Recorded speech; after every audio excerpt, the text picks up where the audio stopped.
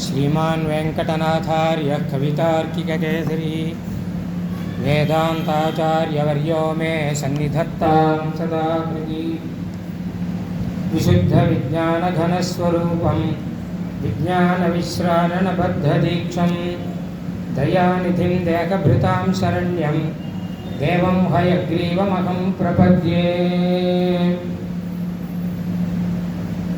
हयग्रीवनुடைய இந்த சந்நிதி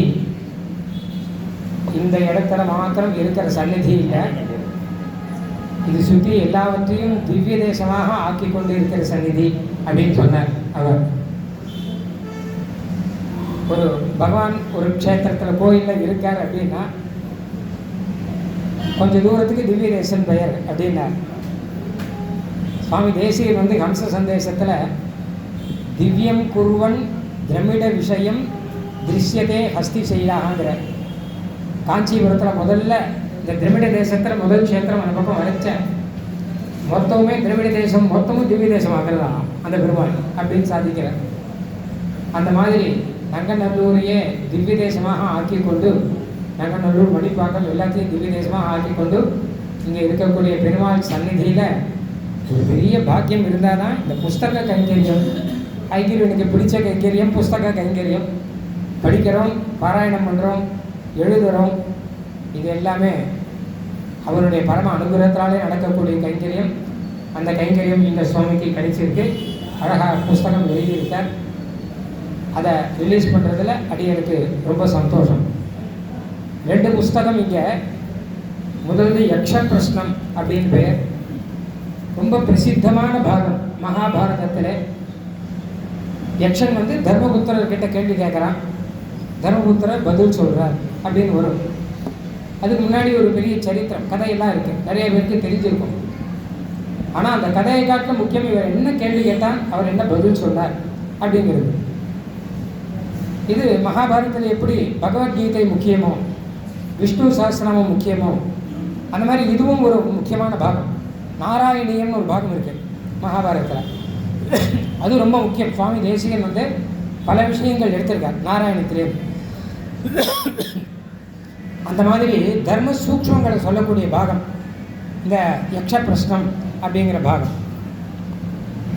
அடிக்கடி வேடிக்கையாக சொல்கிறது உண்டு. மகாபாரத கதை என்னன்னு வெளியில் கேட்டால் அண்ணா தம்பிகளுக்குள்ள சண்டை போட்டால் ஒருத்தருக்கு குடும்ப சண்டை அப்படின்னு சொல்லுவாள். ஆனால் வெறும் சண்டை இல்லை, தர்மார்த்த காம மோட்சங்களிலே மகாபாரதத்தில் என்ன இருக்கோ அதுதான் வெளியில் இருக்கான். இங்கே என்ன இல்லையோ அது வெளியில் கிடையாது. எதிகாஸ்தி ததன்யத்திர என் ஏகாஸ்தி நதத் கொச்சித்து. இதில் இல்லாத விஷயமே கிடையாது அப்படின்னு அர்த்தம். அத்தனை தர்மங்கள் இருக்குது. அதுக்கு உதாரணம் தான் இந்த யக்ஷ பிரஷ்னம் அப்படிங்கிறது. இதில் 125 கேள்வி கிட்டத்தட்ட இருக்குது. எல்லாமே ஸ்லோகமாக இருக்கும். இந்த சுவாமி ஒரு சௌகரியம் பண்ணியிருக்கார். இந்த ஸ்லோகத்தை ஸ்லோகமாக போடாமல் கேள்வி பதில் கேள்வி பதில், கேள்வி அதுக்கு தமிழில் இங்கிலீஷில் அர்த்தம், பதில் அதுக்கு தமிழில் இங்கிலீஷில் அர்த்தம். ஏன்னா ஸ்லோகமாக போட்டாங்கன்னா என்ன கேட்டோன்னா எந்த கேள்விக்கு எங்கே பதில் வரும், 4ஆம் பக்கத்தில் கேள்வி இருக்கும், பதில் 6ஆம் பக்கத்தில் வருமா இருக்கும். அந்த ஒரு கஷ்டம் இருக்கக்கூடாதுங்கிறதுக்காக கேள்வி பதில்ங்கிற ரீதியில் இந்த புஸ்தகம் போட்டிருக்காரு. நம்ம கேள்வி பதிலெலாம் ரொம்ப ஆச்சரியமாக இருக்கும். சின்ன வயசுலேயே நான் ராஜாஜியோட இதெல்லாம் படிக்க ரொம்ப பிடிக்கும், மகாபாரதங்கள்லாம். உதாரணத்துக்கு 2 சொல்கிறேன். சின்னதாக ஒரு கேள்வி, பெருசாக ஒரு கேள்வி. சின்ன கேள்வி, பெரிய பாத்திரம் எது அப்படின்னு ஒரு கேள்வி. பெரிய பாத்திரம் எது, எல்லாத்தையும் கொள்ளக்கூடிய பெரிய பாத்திரம் எது இந்த கேள்வி வரும். தர்மபுத்திரர் சொல்கிறார் பூமி தான் பெரிய பாத்திரம் அப்படிங்கிற. ஏன்னு கேட்டால் அதை காட்டில் பெரிய பாத்திரம் இருக்க முடியாது. இந்த மாதிரி சாத்துரியமாக பதில் சொல்ல வேண்டியது இருக்குது. ரொம்ப வேதாந்த விஷயத்தில் கூட கேள்வி பதில் இருக்குது. ஒரு இன்னொரு கேள்வி ஒன்று சொல்கிறேன். உதாரணத்துக்கு, யார் சர்வதனி, யார் பெரிய பணக்காரன், லோகத்திலே யார் பெரிய பணக்காரன் கேள்வி. யார் சுகதுக்கங்களை சமமாக பாவிக்கிறானோ அவன் தான் பெரிய பணக்காரன் அப்படி. எத்தனை அழகான பதில் பாருங்க. ஏன்னு கேட்டால் ஏழை கூட சௌக்கியமாக இருக்கான், பணக்காரன் கூட துக்கப்படுறான், நமக்கு தெரியும். அதனால் யார் சுகதுக்கங்களை கிடைச்சது வச்சு திருப்தி வச்சுன்னு சௌக்கியமாக இருக்கானோ அவன் பெரிய பணக்காரன் அப்படின்னு பதில் வரும் கடைசியில். இன்னொரு அழகான வேதாந்த விஷயம் பார்த்தோம்னா, இந்த உலகத்திலேயே பெரிய ஆச்சரியம் எது அப்படின்னு கேள்வி. அதுக்கு பதில் என்ன கேட்டால், அகன்யகனி பூதானி கச்சந்தீக யமக்ஷயம் சேஷாஸ்தாவரம் இச்சந்தி கிம் ஆச்சரியம் அதப்பரம் அப்படின்னு. அதாவது அன்னன்னைக்கு பார்த்துட்டு இருக்கோம், ஏதோ ஒரு நியூஸ் வந்துட்டுருக்கு, ஏதோ ஒரு நியூஸ் அன்னன்னைக்கு நமக்கு பத்திரிகைகள்லையோ யாரோ ஒருத்தர் தவறிட்டார், அவர் அங்கே போயிட்டார் அப்படின்னு நியூஸ் வருது. ஆனால் ரொம்ப நெருக்கமானவாளோ வேண்டியவாளோ நாம் நினச்சி பார்க்காத ஒருத்தரோ சின்ன வயசில் அப்படிலாம் நியூஸ் வருது. ஆனால் கூட நமக்கு ஒரு எண்ணம் இருக்குது, நாம் நாளைக்கு நல்லா இருக்கும் அப்படி, நாளைக்கு இருக்க போகிறோம். யாருக்காவது ஒருத்தருக்காவது ஐயோ இப்படி நடந்துருக்கு நமக்கு என்ன ஆகுமோன்னு யாருக்காவது தோணுமோ? யாருக்கும் தோணாது. எல்லாரும் நாளைக்கு நாம் இருப்போங்கிற எண்ணத்தில் தான் எல்லாருமே இருந்துட்டுருக்காங்க. கிம் ஆச்சரியம், இதை காட்டிலும் பெரிய ஆச்சரியம். ஏன்னா இத்தனை பார்க்கும்போதும் நமக்கு அது உரைக்கலை இல்லையா, கொஞ்சம் கூட உரைக்கலை. சேஷாக ஸ்தாவரம் இச்சந்தி, நம்ம நிலையாக இருப்போம்னு நினைக்கிறோம், அதை ஆசைப்படுறோம். கிம் ஆச்சரியம், இதை காட்டிலும் பெரிய ஆச்சரியம் லோகத்தில் எதுவுமே கிடையாது அப்படின்னு அழகாக சொல்கிறார். அதாவது ஸ்ரீமன் முக்கூர் அழிசிங்கர் இதை அழகாக சாதிப்பார்.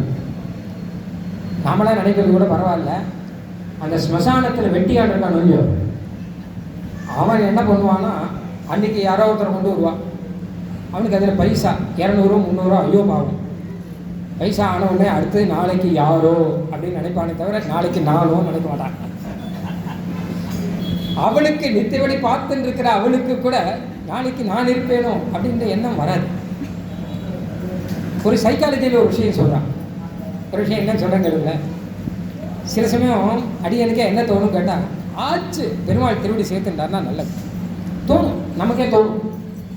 ஆச்சு பெருமாள் திருவடி என்ன பண்ண போகிறோம் இருந்து, பெருமாள் திருவடி சேர்த்துட்டார்னா சந்தோஷம், ரொம்ப நல்லது அப்படின்னு தோணும்.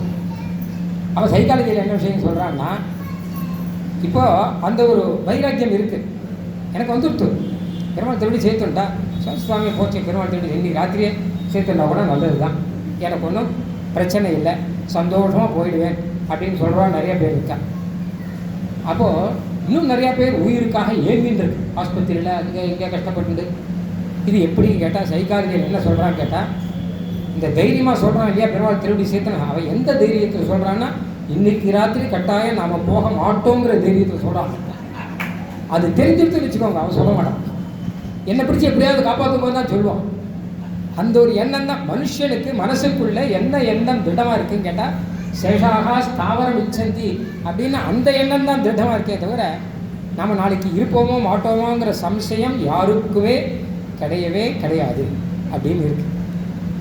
ஆஹா, அந்த ரீதியில் இது பெரிய ஆச்சரியம் அப்படிங்கிறார். இந்த மாதிரி வேதாந்த விஷயங்கள், ரசமான விஷயங்கள் எல்லாம் இருக்கக்கூடிய இந்த யக்ஷ பிரஷ்னத்தை யக்ஷ பிரஷ்னம் பல புஸ்தகம் பார்த்துருக்கேன். ஏன்னா எங்களுக்கு யூனிவர்சிட்டியில் சிலபஸ் உண்டு அது, அதனால் மலையாளத்தில் இங்கிலீஷில் ஹிந்தியில் எல்லா புஸ்தகம் உண்டு.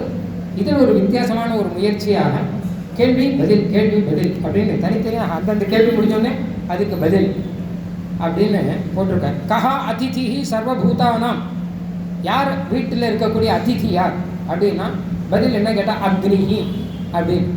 நம்ம ஆற்றுல இருக்கக்கூடிய அக்னி, ஏதாவது அக்னிக்கு ஹோமம் பண்ணிகிட்டே இருப்பாங்க, அக்னி வைஸ்வரியமாவது பண்ணணும், அக்னி தான் அதிதி அப்படின்லாம் சொல்கிறோம். இந்த மாதிரி அனுஷ்டான விஷயம் எல்லாம் அழகாக இருக்குது இந்த யக்ஷ பிரஷ்னத்தில். அதுக்கப்புறம் யதிராஜ விஜயம் அப்படின்னு ஒரு நாடகம், வாட்சிய வரதாச்சாரியார் கடிகாசதம் அம்மாள் அப்படின்னு ஒரு நாடிகையில் 100 ஸ்லோகம் பண்ணுவாராம். பெரிய ஆசுகவி, மகாகவி. அந்த பரம்பரையில் எல்லாருமே மகாகவி. ஏன்னா நடாதூர் அம்மாள் அந்த மாதிரி எல்லாருமே மகாகவிகள். அதற்கு சான்றாக இப்போவும் கருணாகராச்சாரியார் அந்த வம்சத்தில் அவர் மகாகவியாக இருக்கார். ஏன்னா அது ஜீன் அப்படின்னு சொல்கிறாங்க, அந்த மாதிரி இது விடாது வந்துட்டு. இந்த கடிகாசனம் அம்மாள் யதிராஜ விஜயம் அப்படின்னு ஒரு நாடகம் ஒன்று எழுதியிருக்கார் ஸ்ரீ பாஷ்யகாருடைய விஜயத்தை பற்றி. இது ஒரு ராஜ்யம் உபனிஷத்தின் இந்த நாடகம். அது இந்த நாடகத்தினுடைய சுருக்கத்தை சினாப்சிஸ் இங்கிலீஷில் எழுதுகிறேன் அப்படின்னு ஆரம்பிச்சு தான். ஏன்னா நாடகம் மொத்தமும் பார்த்தோன்னு வச்சுக்கோங்களேன், அது நல்ல வேதாந்தம் கவித்துவம் இதெல்லாம் இருக்கவாள் தான் ரசிக்கும், அதை வேலை மூடி வச்சுருவாள். ஆனால் இந்த சுவாமி சினாப்சிஸாக இங்கிலீஷில் அது இது என்ன விஷயங்கிறது தெரிஞ்சுக்கோங்க. யதிராஜ விஜயத்தில், இந்த விஜயத்தில் என்ன விஷயம் அப்படிங்கிற ஒரு உபனிஷத்தினுடைய வேத மௌலி அப்படின்னு ஒருத்தர், உபனிஷத்தில் அர்த்தம், அவருடைய ராஜ்யம் ராஜா நடத்தின்னு இருக்கார், ராஜ்யம் நடத்தின்னு இருக்கார்.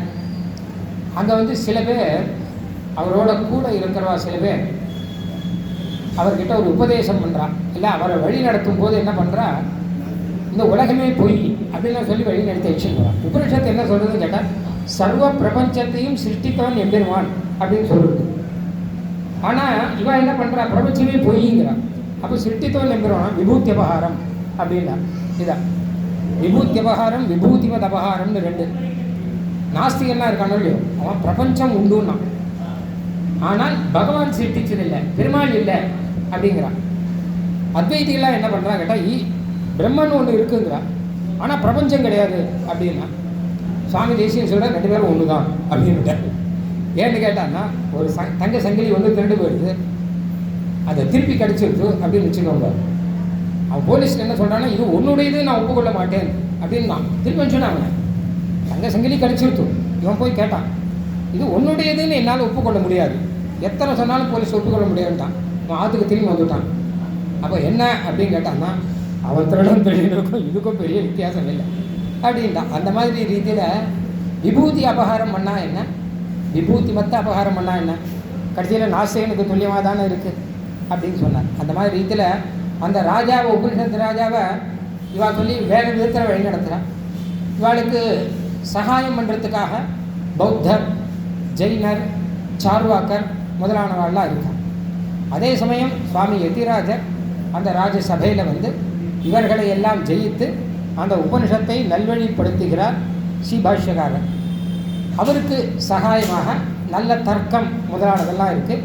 அது மட்டும் இல்லாமல் வேதாந்த மீமாம்சா முதலான சாஸ்திரங்கள் இதையெல்லாமும் வைத்துக்கொண்டு நல்ல வேலை ஸ்ரீபாஷ்யகாரர் ஆக்கிறார். அதை ஆழ்வார் ஆச்சாரியர்கள், இங்கே இருக்கிற ஆழ்வார் ஆச்சாரியர்கள் எல்லாரும் கொண்டாடுகிறார்கள் அப்படின்னு வேதாந்த விஷயமாக இருக்கக்கூடிய ஒரு நாடகம். அதான் வேதாந்தத்தையே நாடகமாக சொல்வது. இதை நம்ம சித்தாந்தத்தில் முதல்ல சங்கல்ப சூரியோதயம் நாடகம் ஆரம்பம். சுவாமி தேசிகன் வந்து வேதாந்தத்தையே நாடகமாக சங்கல்ப சூரியோதயத்துமாக, அதாவது பிரபோத சந்திரோதயன்னு ஒரு நாடகம் அத்வைதத்தில் பண்ணான். அவன் என்ன பண்ணுறா, அஜ்ஞானம்னா இருட்டு, அந்த இருட்டில் வழி தெரியாது. அந்த இருட்டுக்காக என்ன பண்ணுறான்னா, சந்திரோதயம் இருந்தால் தான் வழி தெரியும். அதனால் ஞானம் அப்படிங்கிறது சந்திரோதயம். அதனால் பிரபோத சந்திரோதயம் அப்படின்னு புஸ்தகம் பண்ணார் கிருஷ்ணமிஸ்ரன் ஒருத்தர். அதை தேசிகன் கிட்ட கொடுத்தார். அப்போ தேசிகன் சொன்னார், சந்திரோதயம் இருந்தால் இருட்டு போகாது, நமக்கு கொஞ்சம் வெளிச்சம் தெரியும் இருந்தான். இருட்டு போகணும்னா சூரியோதயம் வந்தால் தான் போகும். அதனால் சங்கல்ப சூரியோதயம் போட்டார். என்ன அர்த்தம் கேட்டால், ஞானம் நம்ம அஜ்ஞானம், நம்ம இந்த சம்சார இருட்டில் இருக்கோம் இல்லையா, இதில் ஞானங்கிறது வந்தால் சந்திரோதயம் மாதிரி. ஆனால் பகவானுடைய சங்கல்பம் வந்தால் சூரியோதயம் வந்த மாதிரி. இங்கேருந்து நம்ம மேலே கூட்டன்னு போயிடுவான் பகவான்.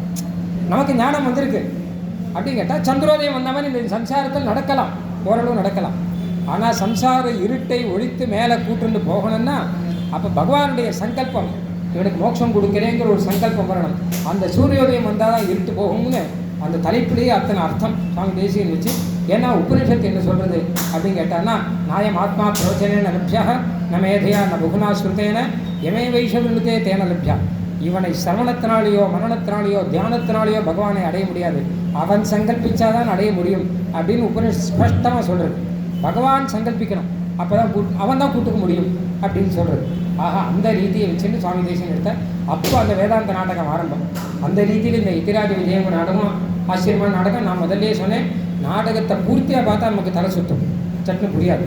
அடியவங்கள்லாம் கூட ரொம்ப கஷ்டப்பட்டுருக்கோம்.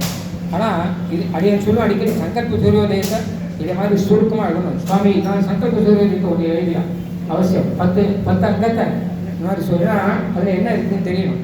அதில் சுருக்கமாக சினாப்சிஸாக இந்த புஸ்தகத்தை சுவாமி சாதிச்சிருக்கார். ஆக இந்த 2 புஸ்தகமுமே ரொம்ப உபயோகப்படும்.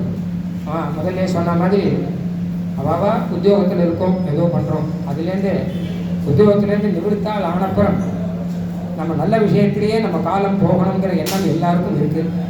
அதுக்கு ஹயகிரிவன் அனுகிரகம் இருக்குமானால் இந்த மாதிரி நல்ல நல்ல விஷயங்கள் எல்லாம் நடக்கும். ஹயகிரிவனை இவர் மூலமாக இந்த புஸ்தகத்தை வெளியிட்டிருக்கார் என்பதாக அடியனுடைய விஞ்ஞாபனம் செய்து கொள்கிறேன். சுவாமி தேசிகன் ஹயகிரிவனுடைய அபர அவதாரமாக இருக்கக்கூடியவர். இன்றைக்கி புரட்டாசி சனிக்கிழமை. அந்த பெருமாளுடைய அனுகிரகம் அகலகில் பிரபத்தியே தன் கிரிம் பிராயா ஸ்ரீனிவாசா லுகம்பயா யக்ஷுதார சிரவந்தேவ என்மூர்த்தியா சங்கராயுதம்.